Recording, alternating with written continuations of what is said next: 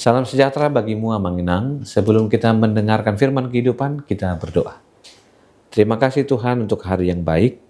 Kami boleh mendengarkan firman Tuhan dan ditolong untuk mengenal keinginan hati Tuhan. Biarlah Roh Kudus-Mu menolong kami. Amin.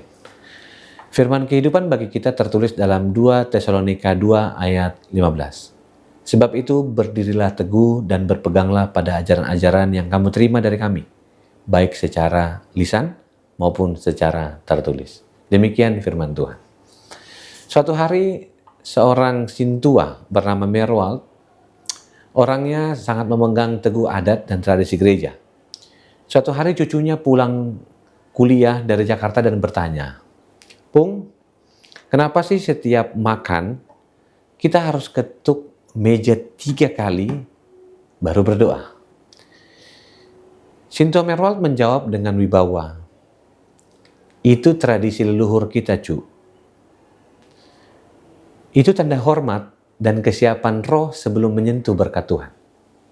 Si cucu pun mengangguk-angguk, menerima, merasa bangga punya tradisi yang begitu mistis dan mendalam. Bertahun-tahun kemudian, si cucu bertanya lagi kepada kakaknya Sintua Merwald yang sudah lebih tua, "Pung, apa makna teologis ketuk meja 3 kali sebelum doa makan?" Si opung itu tertawa terbahak-bahak sambil batuk. "Teologis apaan? Dulu makan di meja makan kita itu goyang-goyang dan banyak kecoa di dalamnya. Jadi harus dipukul supaya kakinya pas dan kecoanya lari. Bapakmu saja yang terlalu beriman sampai mengira itu liturgi suci." Menarik sekali cerita tadi. Seringkali kita juga terjebak seperti Sintua Merwald yang menjaga tradisi tanpa mengerti substansi. Namun Rasul Paulus pasal 2 dalam 2 Tesalonika pasal 2 ayat 15 memberikan perintah yang sangat serius. Dia katakan, "Berdirilah teguh dan berpeganglah."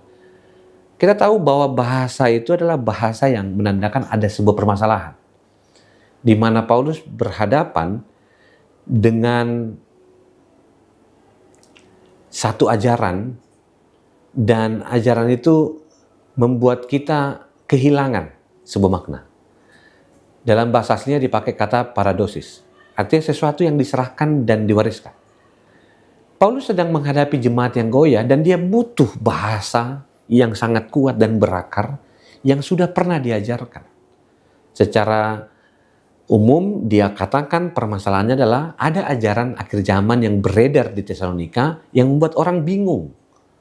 Dan Paulus menggunakan 2 kata untuk mengantisipasi ajaran itu berkembang di tengah-tengah jemaat. Yang dipakai tadi adalah berdiri teguh. Ini bahasa yang dipakai untuk istilah militer. Bayangkan seorang prajurit di garis depan, dia tidak boleh mundur 1 inci pun meskipun badai menyerang. Yang kedua dia pakai kata berpeganglah. Berarti memegang dengan kuat seolah-olah hidup ini bergantung pada benda itu. Saya ingat seorang teolog bernama Bruce mengatakan paradosis bukan tradisi manusia, melainkan tradisi apostolik, di mana tradisi itu sudah diajarkan oleh para rasul. Demikian dengan di dunia kuno, cara menjaga kebenaran bukan hanya lewat lisan, karena saat itu papirus atau kertas yang dipakai untuk menulis firman Tuhan itu langka dan mahal. Jadi banyak tradisi lisan yang diajarkan sebagaimana dalam PL. Tradisi dalamnya diajarkan sampai keluarga. Anak-anak mendapati firman Tuhan.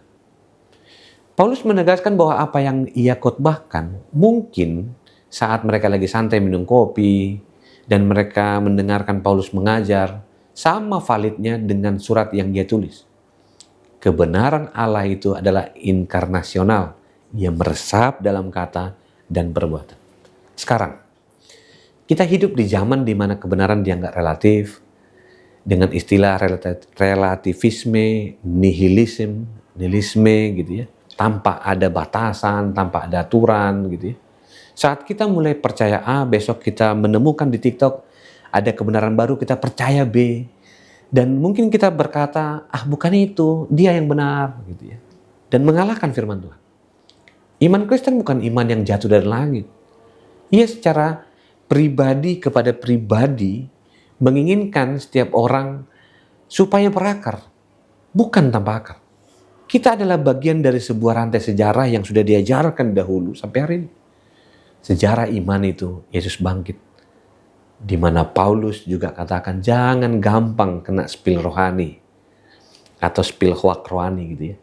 Di mana kita harus memastikan pengajaranmu yang kamu dengar memiliki landasan teologis yang berakar, yang kuat. Jangan suka hanya mendengar firman Tuhan yang enak saja. Apakah pengajaran itu membuatmu semakin bertumbuh dan serupa dengan Kristus, atau malah membuatmu semakin sombong dan takut dengan mengatakan, gereja itu tidak benar firman Tuhannya. Saudara yang dikasih Tuhan, firman Tuhan ini memanggil kita untuk memiliki kekuatan bertahan yang disebut jangkar.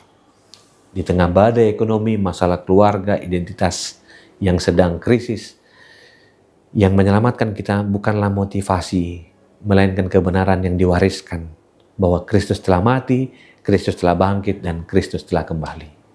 Saya boleh akhiri firman Tuhan. Jangan menjadi Kristen eceng gondok yang hanyut kemanapun saat arus membawanya. Jadilah Kristen pohon beringin yang akarnya menghujam ke bawah pada tradisi Alkitab yang benar. Berpeganglah pada janji Tuhan. Jika dunia bilang kamu gagal, peganglah tradisi kebenaran yang bilang kamu dikasihi Tuhan. Ia menyelamatkan. Jika dunia bilang tidak ada harapan, peganglah firman Tuhan yang dituliskan oleh Paulus yang bilang Tuhan itu setia. Ingat kisah awal tadi, Cynthia Merwald Simanjuntak. Setelah si cucu tahu bahwa ketuk meja itu hanyalah soal kecoa, ia berhenti melakukannya. Ia mulai mengejek Cynthia Merwald yang adalah ayahnya setiap kali mereka makan bersama. Apa ini soal suci? Itu kan soal kecoa. Cynthia Togar yang terdiam, yang mendengar itu, akhirnya berkata, mungkin kamu benar itu soal kecoa. Tapi cucu, bapakmu punya tradisi ketuk meja itu. Bapakmu punya waktu 3 detik untuk sadar bahwa ada makanan di atas meja saat banyak orang di luar sana kelaparan. Tradisi ini bukan soal kecoa, tapi soal cara papa atau Cynthia Merwald berhenti sejenak untuk bersyukur. Si cucu pun tertegun. Kadang kita meremehkan cara lama, bukan? Ibadah, HKBP yang terkesan monolog gitu ya. Ada doa dan pembacaan firman Tuhan, ataupun mungkin PA. Pertanyaan, kita anggap itu cara lama. Padahal lewat cara itulah Tuhan menjaga hati kita tetap waras dan tetap setia. Berdirilah teguh, peganglah erat, jangan lepaskan. Biarkan Tuhan juga memegangmu dan memberkatimu. Amin, kita berdoa. Terima kasih Tuhan untuk firman-Mu. Kami diingatkan melalui tradisi gereja yang memberitakan Kristus mati, Kristus bangkit, dan Kristus mempersiapkan tempat bagi kami di sorga. Demikianlah hidup kami yang beriman. Hidup yang dipulihkan karena firman Tuhan yang kami dengar sampai hari ini. Terpujilah Kristus yang memberikan kami kerendahan hati. Tuhan, tolonglah kami. Kasih anugerah Kristus Yesus, kasih Allah Bapa, dan persekutuan Roh Kudus memberkatimu dan menyertaimu. Amin.